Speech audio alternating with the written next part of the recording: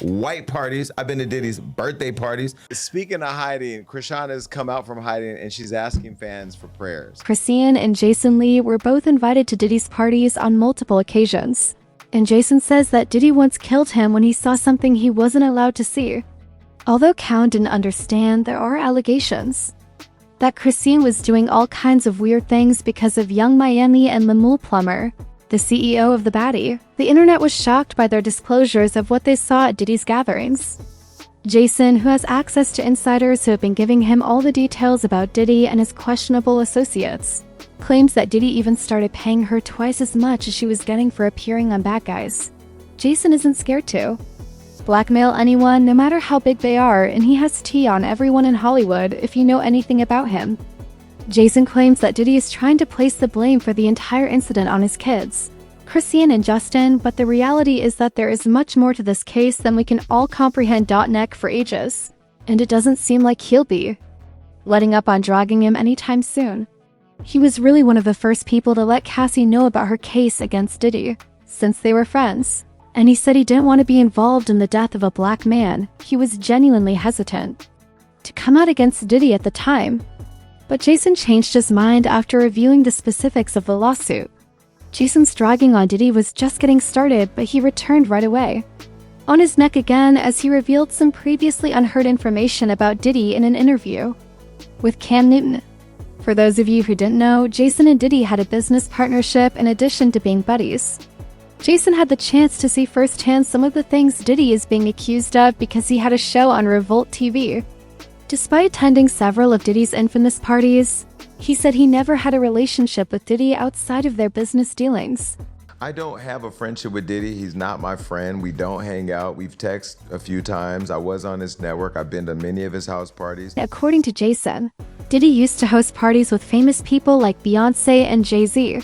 And sometimes he would pay military-level security to make sure no one broke in and grabbed pictures. I've seen Diddy have to hire extra security, almost the military, to stop people from wanting to scale the wall to get in his house, because on the other side of that wall is Beyonce, Jay-Z, and every big star you want to know.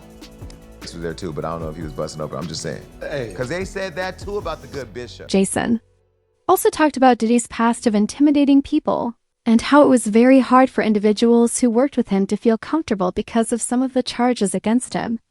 In one instance, he even recalled that Diddy had left him after they had a business talk at his place. Musically, he's inspired the world for years. As a human being, he's had lots of conflict. He had Tupac's death, Biggie's death, all the drama. We had the with J-Lo, Shine went to prison. Maybe he shouldn't have went to prison. There's always been these stories about Diddy being evil. I've heard he was the devil. I heard he was evil. He even wants me, but I don't know if it was the De Leon or Ciroc or if it just felt itself, but I was taking a picture in his house and he walked over and he said, "Don't you ever try me. I'm letting you know right now I'm a different type."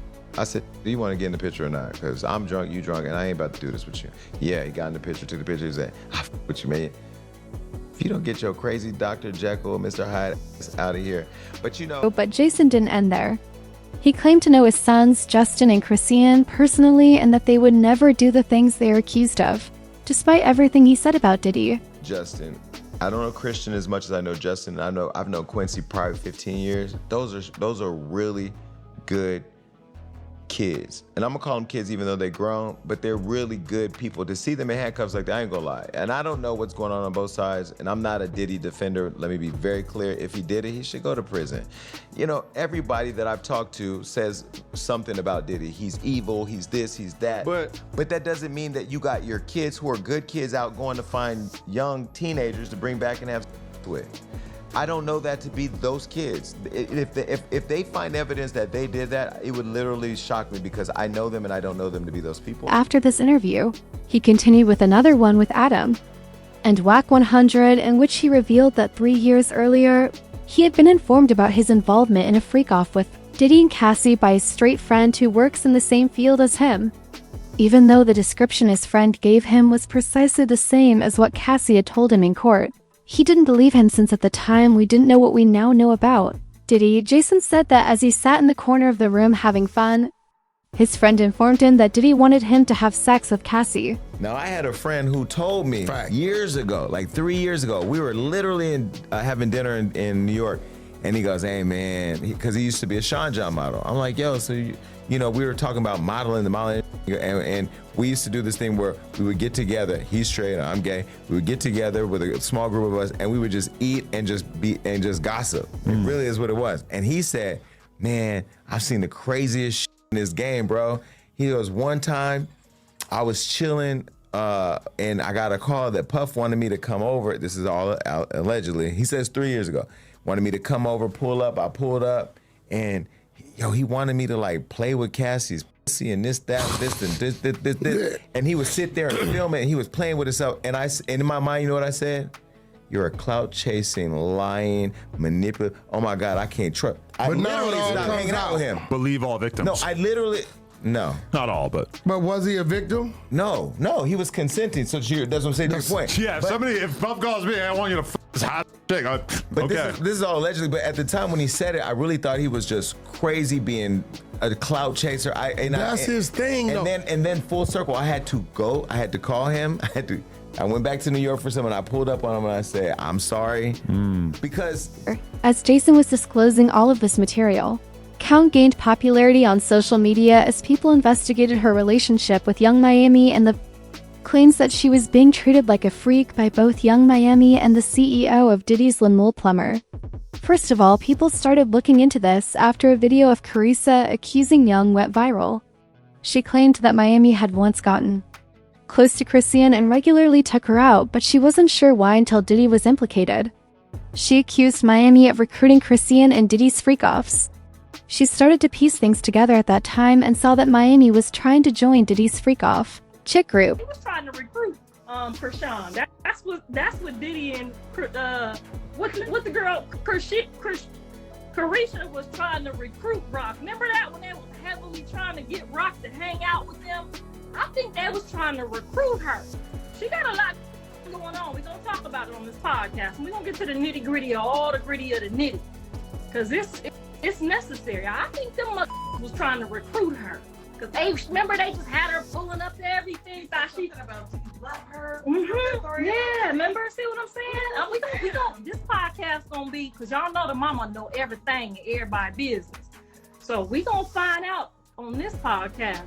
We ain't gonna talk no shit about nobody. We ain't gonna mock nobody, but we definitely gonna explore the possibilities that was going on. Cause they kept calling her, remember, pull up to the birthday party, come over here and dance on Karissa. Remember that? I feel like they was trying to recruit that baby to be in on this. That makes you see what I'm saying? That's why I gotta have a podcast, cause I gotta get the on the table. Can't nobody get it on the table but my nosy, okay? Tasha K and she over there making up. I know we gonna get to the bottom of on this podcast. Tell me if I'm lying. Go on over there and tell me if I'm lying. I'm telling you, they was trying to recruit that baby. They said, let's get her away from him. That's what they was doing. We gonna put a couple pounds on her and have her fly. They ain't gonna never suspect her. Damn, that would make so much sense. That's why he grabbed him and he said, what did he say? He said, do you love her or she needs love? All she needs is love. All she needs is love. Now, how about that? We're going to explore all the Those who initially thought Karissa was trying to dissuade Chase from the situation saw a video of Chrisean at one of Diddy's parties when he repeatedly leaned over and kissed her face. If it wasn't weird enough, there's another video from January of this year that shows Chrisean looking really confused and uncomfortable. He was holding her tightly as she tried to return without incident. She recounted how Diddy invited her and Lemuel to his private chamber, which was right behind his own residence, and how he jacked up the executive producer of Diddy's Lemuel Plummer. It appears that Lemuel was not even allowed to bring his security with him to some private parties, but are thought to be his freak-offs. When she and Lemuel walked in collar for failing to pay her enough for appearing on Wicked Guys, I was totally confused when I initially heard this because I couldn't understand how Diddy could be connected to her getting underpaid by Lemuel. But I assumed that was merely a tactic to give Count a sense of security as Diddy was trying to get him to join his guys. She added that although Lemuel started paying her generously after that day, she and he started to have problems. You'll never forget that motherfucking day, bro. So I set a price. I said $200,000. You said 100. I said 150. I'm not going underneath that. Cause what? I'm about to bring a lot to the table. That little party I went to, Diddy party. We went to the little private area behind the cause he had a house behind his house. Like he had a backyard with his backyard with a fat bed, and then it had like a miniature or whatever.